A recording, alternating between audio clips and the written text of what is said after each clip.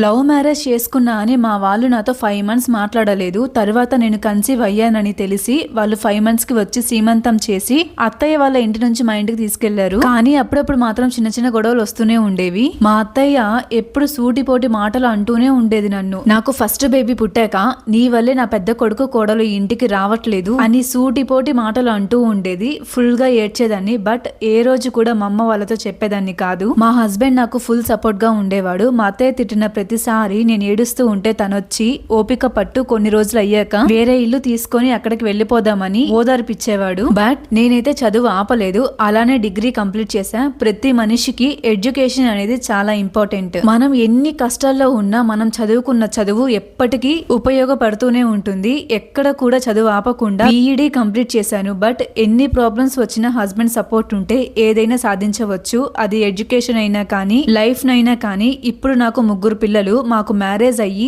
6 years అవుతుంది. Present మేము separate rented house లో ఉంటున్నాం.